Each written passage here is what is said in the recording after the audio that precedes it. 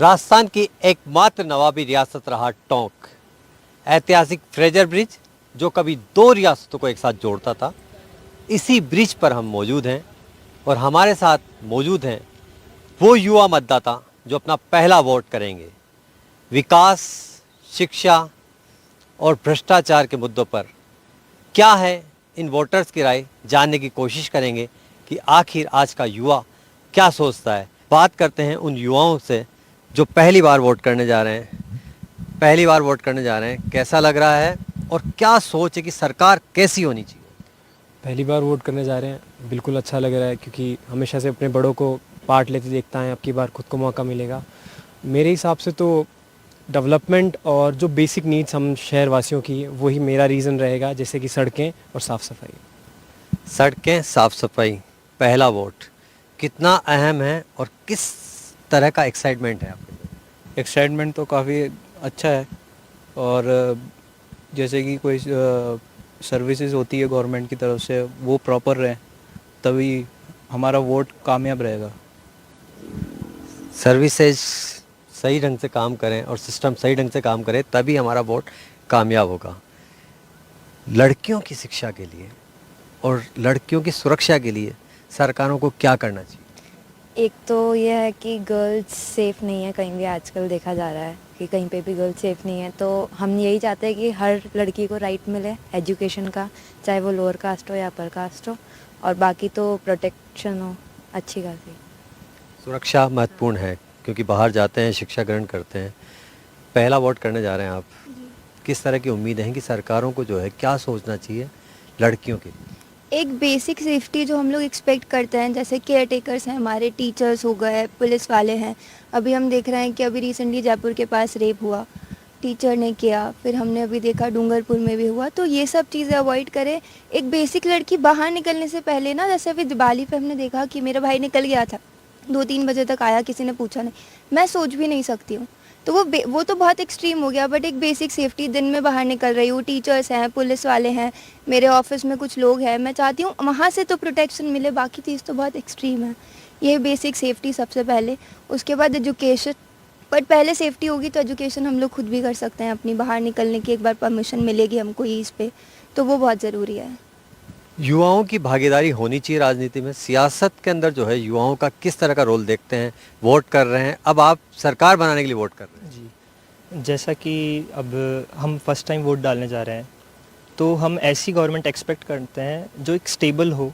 Stable government वो जो difficult decisions अपने मोरल पे खुद ले सके, ताकि उनको किसी के सामने झुकना नहीं पड़े। और अगर वो स्टेबल होगी तो वो ऐसे छोटे मोटे डिसीजंस, जो किसी गुंडे को वापस अंदर करना है, कोई भी कार्यवाही करनी है, उसके लिए वो इंडिपेंडेंट होंगे। उनको किसी के मदद की ज़रूरत नहीं होगी, जो बिजनेसमैन फंडिंग करते हैं इनको, पॉलिटिशियंस को। तो अगर वो स्टेबल है तो वो रोड जैसे और इंडस्ट्रीज़ डालने जैसे ऐसे डिसीजंस बहुत आसानी से ले सकती है। और जब उनका विज़न बहुत आगे तक का होगा, क्लियर होगा कि हमें बहुत हाई एम रखने हैं, तो ये छोटे मोटे काम अपने आप होंगे। जैसे टॉक में अगर हमारे लोकल एरिया में देखें तो अगर इंडस्ट्रीज़ नहीं है, बहुत कम है, तो अगर इंडस्ट्रीज़ बनाएंगे तो रोड्स अपने आप बन जाएंगे। युवाओं को राजनीति में आगे आना चाहिए। बिल्कुल आना चाहिए, क्योंकि एक्सपीरियंस बहुत है बड़े लोगों के पास, लेकिन जो एनर्जी है वो आज के युवा में है। तो अगर दोनों साथ में चलेंगी और उनका गाइडेंस हमें मिलता है, तो हम नए विजन्स उनको दे सकते हैं और उससे एक वास्ट एरिया पे डेवलपमेंट हो सकता है। एक चीज़ बताइए कि युवा क्या सोचता है सियासत को लेकर, जब सियासत में धर्म का उपयोग होता है, कट्टरता कहीं ना कहीं जो है सामने आती है, और सोशल मीडिया पे जिस तरह की पोस्ट देखते हैं, युवाओं के मन में क्या एक पीड़ा नहीं उभरती? बिल्कुल उभरती है युवाओं के। पर कहीं ना कहीं सच्चाई देखी जाए तो आजकल का युवा भी थोड़ा सा इस बारे में, एक और जहाँ पर हम शहरों में देख रहे हैं कि सशक्त हो रहे हैं और जहाँ पर धर्म को लेकर और जाति को लेकर इतना विवाद नहीं है, पर दूसरी ओर देखा जाए तो ग्रामीण क्षेत्रों का जो युवा है वही इन सारी चीज़ों को फैला रहा है। धर्म, चाहे वो धर्म हो चाहे वो राजनीति हो, तो इस पर भी हमें काम करने की ज़रूरत है। और सरकारों को ऐसा कोई तरीका देखना चाहिए कि वो कैसे ग्रामीण क्षेत्रों के युवाओं को वो शिक्षित कर सके इस बारे में, धर्म और जाति से ऊपर उठकर राजनीति करने की जो राजनीति है वो कैसे करे, ये सरकारों को सोचना चाहिए। गंगा जमनी तहजीब के शहर टोंक में हम मौजूद हैं, बनास के ब्रिज पर खड़े हुए हैं। सियासी जो है हलचल, उसके बीच में सियासत के अंदर युवा वोट जो करेगा वो किन किन मुद्दों पर चोट करने के लिए करेगा? टॉक में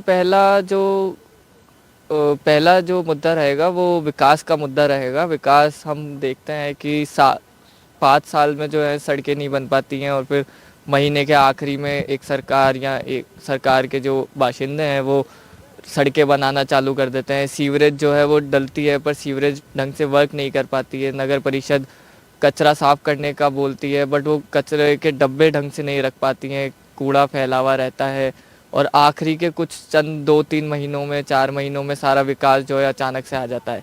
तो ये मुद्दा रहेगा कि वो 4-5 महीने 4-5 साल में कैसे बदल सकते हैं और कौन सी सरकार बदल सकती है, ये मुद्दा जो है युवाओं का रहेगा।